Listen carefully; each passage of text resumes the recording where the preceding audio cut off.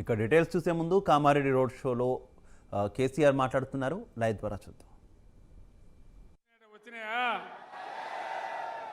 వచ్చినాయట కదా కామారెడ్డిలకు రాలేదా? 15 లక్షలు రాలే, 30 లక్షలు రాలే, ఇవ్వలకు రాలే. కామారెడ్డిలకు 30 వచ్చినాయట కదా, మొత్తమే రాలేదా? ఏవలకేం జరగలే. రైతుల ఆదాయం రెట్టింపు చేస్తానడు మోడీ, జరిగిందా? ఇట్లా ఇష్టం వచ్చినట్టుగా ఆయన నోటికి వచ్చినట్టు 150 రాలేదా? 15 లక్షలు రాలే, 30 లక్షలు రాలే, ఇవ్వలకు రాలే. కామారెడ్డిలకు 30 వచ్చినాయట కదా, మొత్తమే రాలేదా? ఏవలకేం జరగలే. రైతుల ఆదాయం రెట్టింపు చేస్తానడు మోడీ, జరిగిందా? ఇట్లా ఇష్టం వచ్చినట్టుగా ఆయన నోటికి వచ్చినట్టు 150 వాగ్దానాలు చెప్పిండు.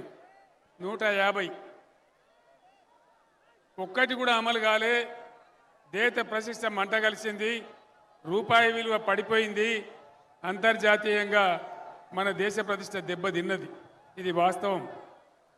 మనకు రావాల్సిన నవోదయ కాలేజీలు రాలే, మనకు రావాల్సినటువంటి ఒక మెడికల్ కాలేజీ రాలే. మన 7 మండలాలు గుంజుకపోయి ఆంధ్రాకి అప్పచెప్పినాడు. మన సీలీరు విద్యుత్ ప్రాజెక్టు కూడా ఆంధ్రాకి అప్పచెప్పినాడు. తెలంగాణకు ఏనాడు కూడా ఒక మంచి పని నరేంద్ర మోడీ చేయలే. పైగా ఆయన ఒక మాట చెప్పిండు, తల్లిని చంపి బిడ్డని బతికించిండు అంటాడు. తెలంగాణ ముచ్చట ఎప్పుడు వచ్చినా తల్లిని చంపి బిడ్డని బతికించిండు అని దిక్కుమాలిన మాట మాట్లాడతాడు, పనికి మాలిన మాట మాట్లాడతాడు. మొన్నెక్కను అక్కడ కూడా ఉత్తర భారతదేశంలో కూడా అదే మాట మాట్లాడిండు. అది కూడా పూర జూట. ఈ రకంగా బీజేపీ పరిపాలన మనకు ఏ రకమైన మంచి చేయలేదు. పైగా మనకున్న 2 నదులను, కృష్ణా గోదావరి నదిని తీసుకుపోయి వేరే వాళ్ళకి ఇస్తా అని చెప్తాడు. బీజేపీ ఎప్పుడైనా దోపిడీదారుల పార్టీ, పెట్టుబడిదారుల పార్టీ తప్ప అది పేద ప్రజల పార్టీ కాదు. పేదలకు ఏమాత్రం లాభం కూడా చేయదు. ఎక్కడ ఈడ కాదు, భారతదేశం నలుమూలల ఎక్కడ కూడా మంచి చేసిన దాఖలా ఒక్కటి కూడా లేదు అని చెప్పి నేను మనవి చేస్తా ఉన్నా. ఎంతసేపు మత విద్వేషం పెట్టాలి, ప్రజల మధ్య చిచ్చు పెట్టాలి, గందరగోళం చేసుడే తప్ప ఏ ఒక్క మంచి పని కూడా ప్రజలకు జరిగినటువంటి పరిస్థితి లేదు.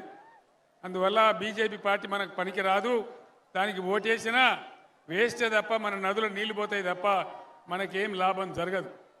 ఇక కాంగ్రెస్ పార్టీ అరిచేతిలో వైకుంఠం చూపించి అడ్డగోలు హామీలు ఇచ్చి అధికారంలోకి వచ్చింది కాంగ్రెస్ పార్టీ. కేసీఆర్ కళ్యాణ లక్ష్మికి ₹1,00,000 ఇస్తున్నాడు, మేము తులం బంగారం కల్పిస్తామన్నారు.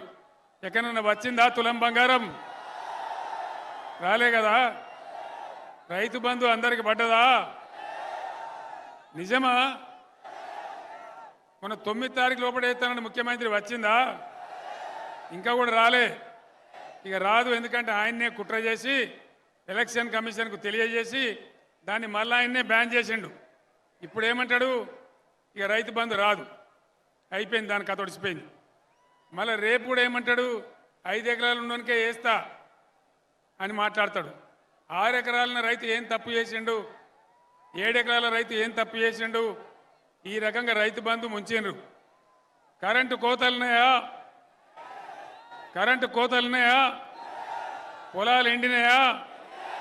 కామారెడ్డిలో బాగా ఎండినాయట, నిజమేనా?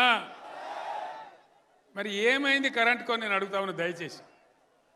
కేసీఆర్ ఉన్నప్పుడు 9 సంవత్సరాలు రెప్పపాటు కూడా పోకుండా కరెంట్ ఎంత బాగా వచ్చింది.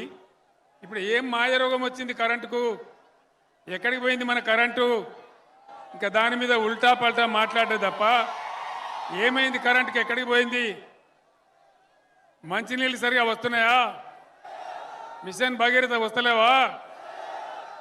బీఆర్ఎస్ గవర్నమెంట్ ఉన్నప్పుడు కామారెడ్డి లాంటి పట్టణాలలో ₹1 పేదవాళ్ళకు కూడా నల్లా కనెక్షన్ ఇచ్చి, గ్రామాలలో అయితే ఫ్రీ కనెక్షన్ ఇచ్చి బ్రహ్మాండంగా నీళ్లు సరఫరా చేసినాం. ఎక్కడికి పోయినాయి మన మంచినీళ్ళు? ఏం రోగం వచ్చింది దానికి?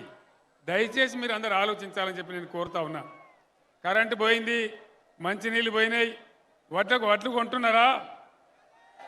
కొంటలేరా? 500 బోనస్ వస్తున్నదా? బోనస్ బోగసే అయిందా? బోగసే అయిపోయింది. అదేవిధంగా ఇలా ముఖ్యమంత్రి ఒక మాట చెప్పిండు, కేసీఆర్ ఉన్నప్పుడు 1,00,000 రూపాయలు మాఫీ చేసిండు, నేను 2 లక్షలు మాఫీ చేస్తా, డిసెంబర్ 9 నాడే సంతకం పెడతా, మీరు ఉరుకుని బ్యాంకులకు పోయి 2 లక్షలు అప్పు తెచ్చుకోమన్నాడు.